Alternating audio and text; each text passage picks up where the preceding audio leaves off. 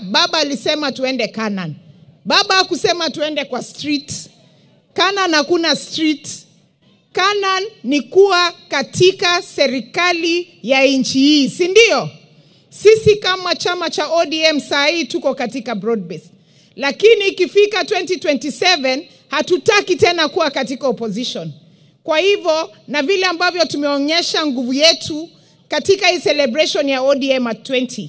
Jana watu wameona ya kwamba tuko na nguvu. Hii ni chama ambaye imetosha kuwa katika serikali. Ukweli ama si ukweli? Wanakilifi, ukweli ama si ukweli?